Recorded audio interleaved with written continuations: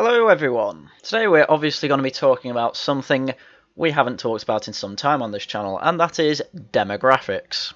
And just to restate this channel's position on demographics, any sudden change in a demographic, whether it be a boatload of deaths, a rapid change in the ethnicity of certain areas, things like that, clearly something very bad has happened, and in the past, throughout history, if you ever had a rapid change in the ethnic makeup of an area, that was probably due to an invasion or a conquest.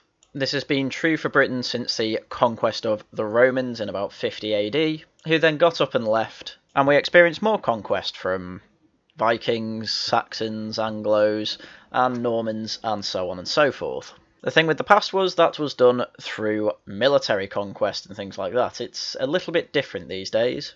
As this wonderful article from The Spectator shows, would you want London to be overrun with Americans like me? And that is a very good question. Because already it gets rid of the racial aspect of the demographics debate. It just completely subverts anyone who decides to call her racist. But obviously idiots ignore that. So let's get into what she actually says. The Afghans, the Home Office is scrambling to resettle in Britain, presents one of immigration's most sympathetic cases.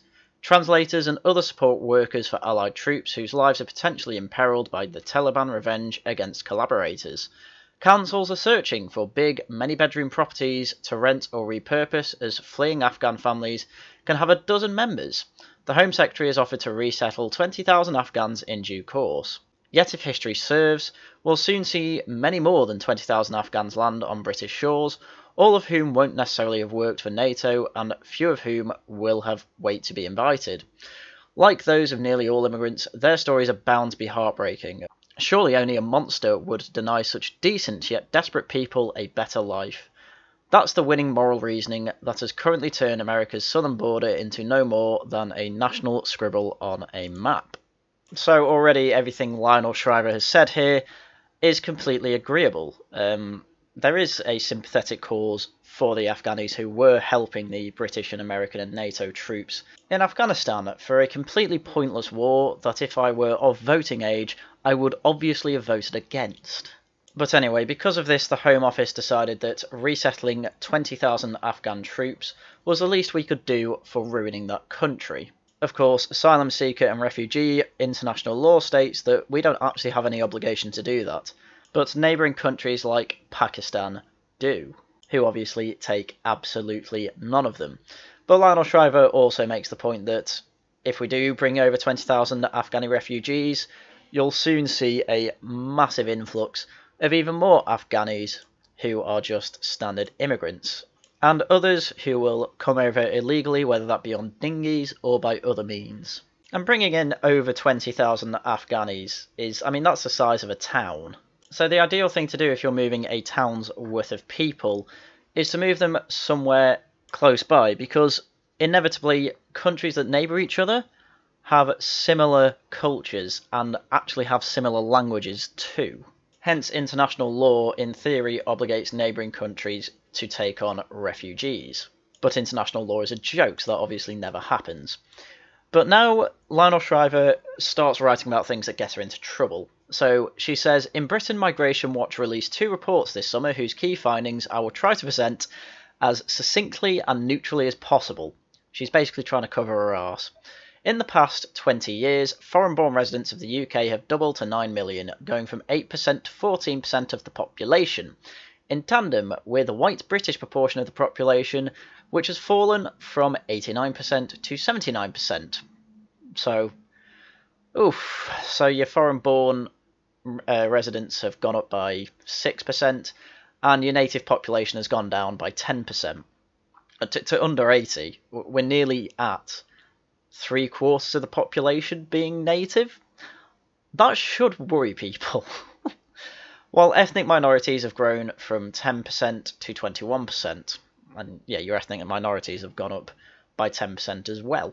Since 2001, 84% of UK population growth has been due to immigrants and their children, rising to 90% since 2017, the majority of which are non-EU.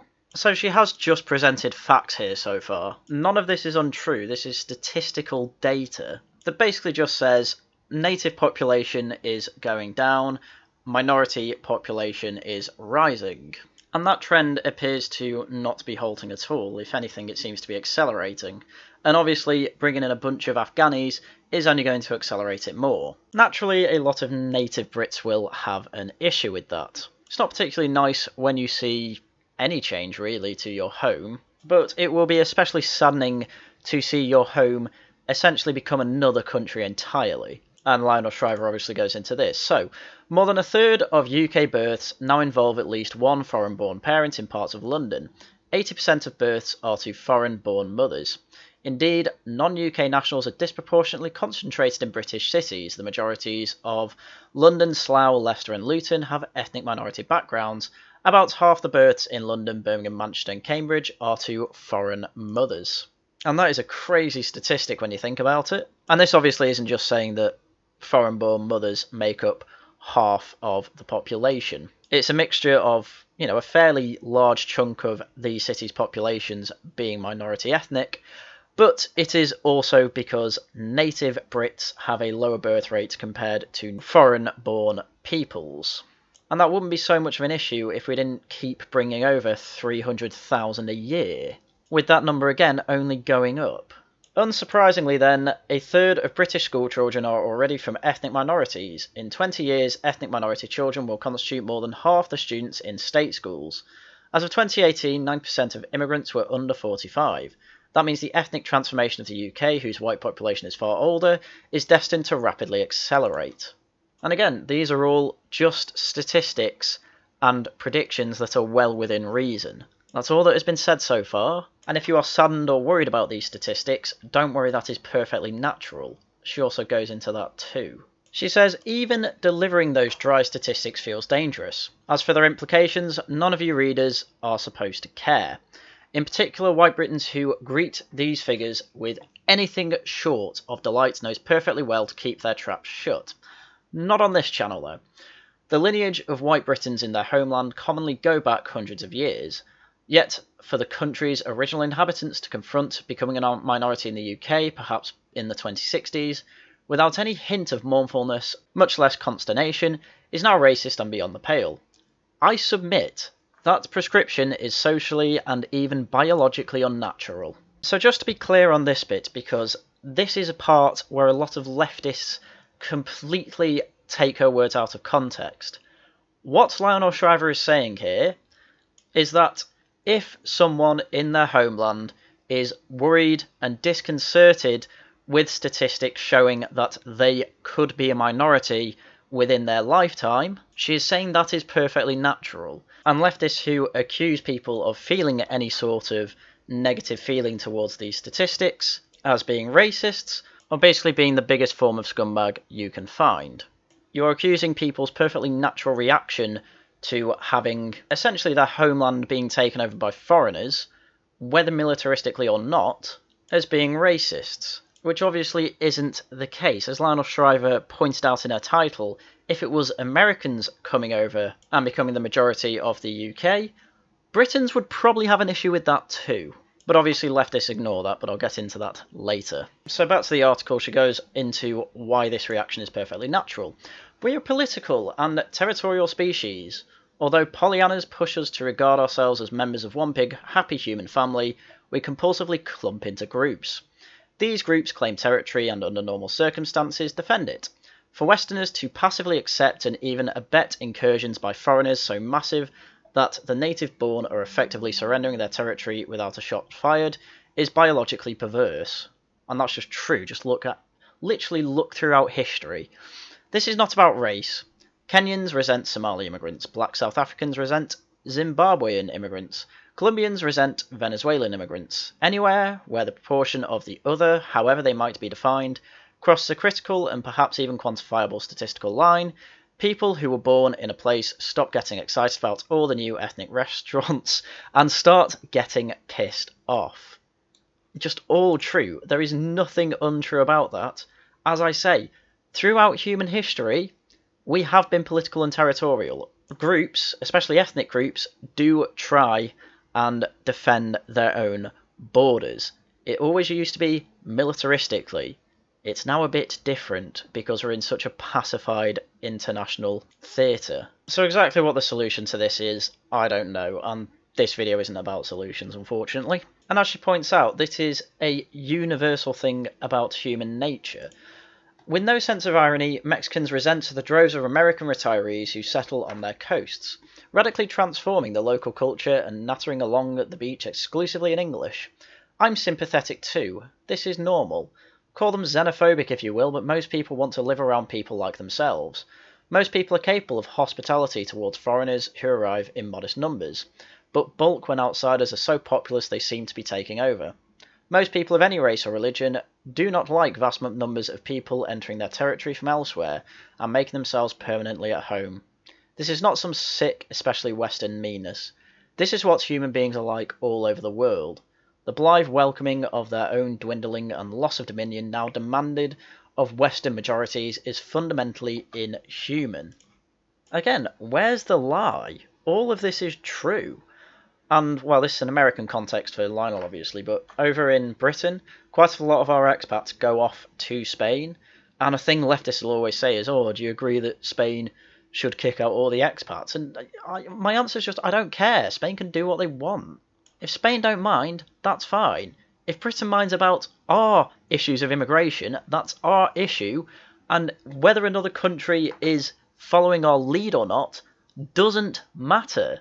The issues of a load of young immigrants coming over and having a load of kids here is completely different to a load of retirees fucking off to Spain.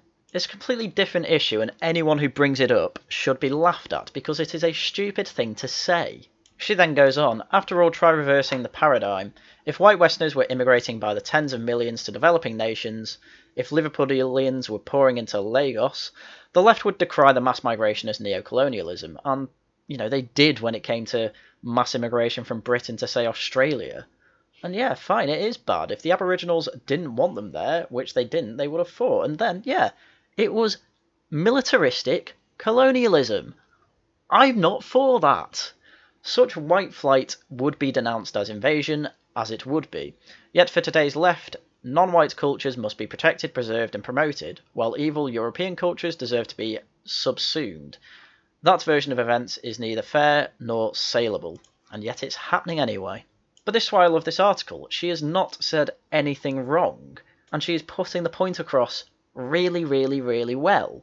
Obviously, this got her a lot of flack. So let's finish this article. In a perfect world, it's Pakistan that would have to accept still more millions of disaffected Afghans after harbouring the Taliban for 20 years. Yet plenty of Afghans are likely to make a run for Europe. For now, most Britons will feel magnanimous towards anyone who escapes the jawless oppression of rulers who hate music. Although we're guilty, we broke it, we buy it, obligation to welcome all comers doesn't pertain. Afghanistan was already broken in 2001. Probably true.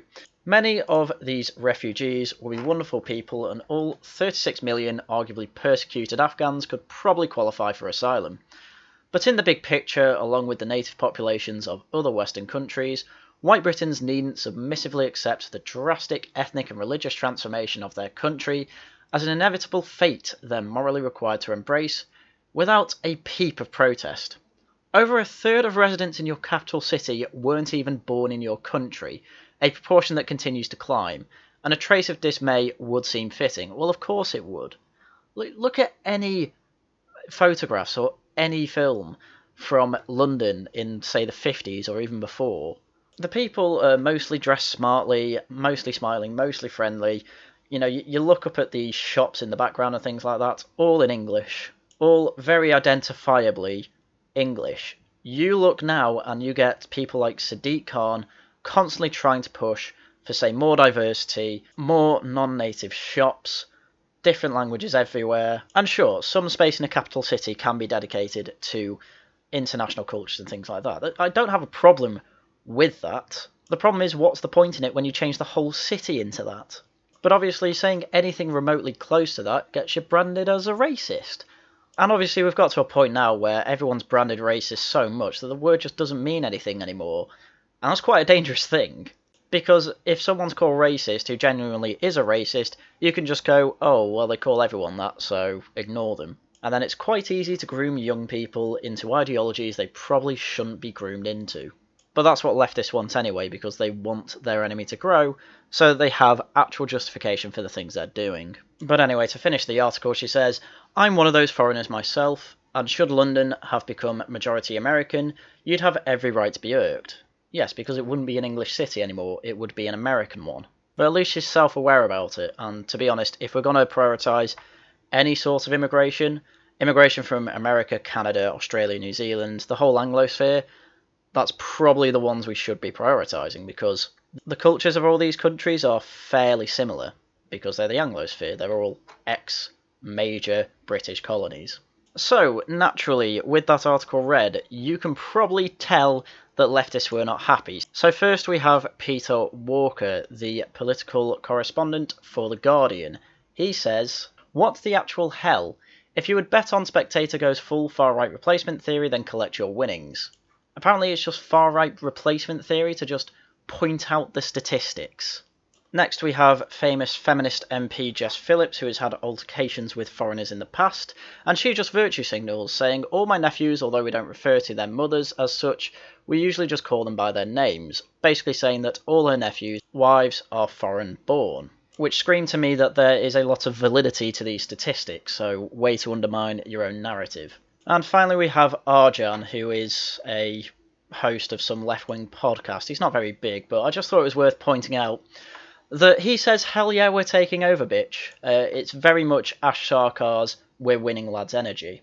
And speaking of Ash Sarkar, she obviously had to say something about this disgusting racism from Lionel Shriver. And obviously we're going to go through it. So, Ash says, that Spectator piece by Lionel Shriver is one of the most intellectually dishonest pieces I have ever had the misfortune of reading.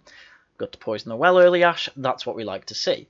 But all she basically did was point out statistics and point out human nature. I don't think it was trying to be intellectual in any way, really.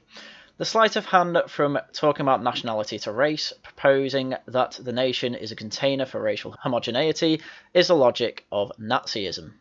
Just got to get those accusations out early. Oh, she's a racist. No, she's worse. She's a Nazi. When you look throughout human history, you've pretty much had ethnic homogeneity within territory most of the time, unless something cataclysmic happens.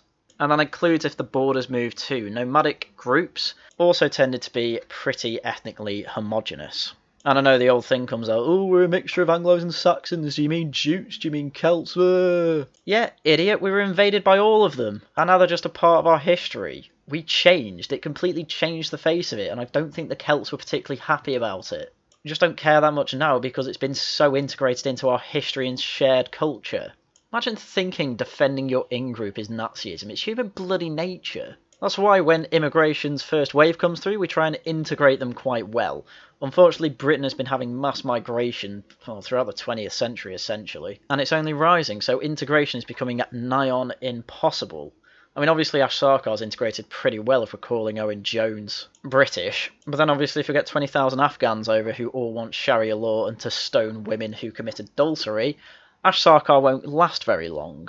So she also says, what are we talking about when we're talking about parts of London where 80% of babies born are to foreign mothers? We're talking about people meeting, falling in love and having children together in a global society. It's not a threat or a war, it's happening. Well, again, in that sentence, Ash, is the issue. You know, a lot of Englanders don't want a global society. A lot of Brits, while they don't have a problem with race mixing or anything like that, do implicitly or explicitly have a revealed preference to wanting to remain with the in-group. That's why we have this thing called white flight. This is why people like Gary Lineker live in really leafy upper-class areas of Leicester, where the riff-raff of immigration doesn't really affect him, because it tends to turn areas into shitholes like Tower Hamlets or Elephant and Castle, because there's no attempt to integrate them into British society, essentially, and you're just saying, well, it's global now. Okay, I don't want it. It looks awful. And at the same time, Ash, you can't say it's not a threat or a war when you go through these demographics in your own videos on Navarra Media, you say, oh yeah, we're winning, lads. You know, we're kicking out the native population that we hate. Just don't give me that bullshit. It is absolutely a threat or a war to you, because you're a racist piece of shit. Anyway, back to a thread. But of course, nationality being foreign born isn't a racial status. Yeah, because she never talks about race. But very quickly that's where Lionel Shriver goes, proposing that the UK, which is 81% white, is being swamped by black and brown people who she doesn't name as such, but then again doesn't have to. I love how dishonest this is. We saw in the article that Lionel Shriver went through these statistics and specifically mentioned non-EU people, which does include Canada, Australia, Americans and things like that. They're not all black and brown people. Yet the screenshots that Ash provides doesn't have that paragraph because it completely destroys her narrative. You are a lying bitch, Ash. My partner, who's somehow managed to put up with me for the last 3.5 years, is white British. We might have kids, we might not, but if we do, what's socially and biologically unnatural about that? Again, total misrepresentation of what she said. What Lionel said with that socially and biologically unnatural line is that you are being socially and biologically unnatural, not by potentially having a mixed race child or a foreign child in Britain. What she's saying is unnatural, Ash, is that you are calling people racist for being worried about their in-group completely depleting, becoming a minority in what has been their homeland for generations, and we're talking almost a millennia, probably more, where the English, Scottish, Welsh, Irish have all developed with a shared history with war, with famine, with political unions. I could, of course, go on, but I won't. And now it's just, oh, well, now it has to be global. Well, why? Oh, you had an empire. Don't care, love. We sold it off to stop Europe being completely taken over by the most evil ideology ever created. I think we deserve to live on our island peacefully, without having to worry about terrorist attacks and barbaric practices such as female genital mutilation coming over and being the norm, and then being called racist if we're worried about any of that. So let's see if there's any more dishonesty. Would his parents, the same ones who came down to London from Yorkshire and joyfully helped out with all the DIY stuff we're hopeless at, feel like they'd surrendered territory without a shot being fired if we gave them grandkids, or would they just be, like, happy? Yeah, they probably would be happy. But the issue generally isn't with mixed race couples, because mixed race couples generally are well integrated, as you are showing, Ash. Which I admit, to this article's detriment, isn't the best statistic to use to say that the demographics are changing, because out of all foreign-born mothers, I am very doubtful that majority of them are in mixed race couples with white Britons. So statistics on that would be incredibly useful. But this is just anecdotal evidence. As David Starkey said, I thought you were an academic. Why are you using anecdotal evidence here? That Shriver article, built on a nonsense foundation of race science and some guff about what is socially natural, a contradiction in terms, babe. No, it isn't.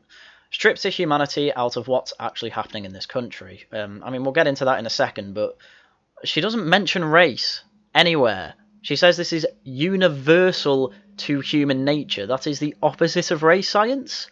That is saying, as an entire species, we all feel this urge to defend our in-group and territory. That is literally socially natural.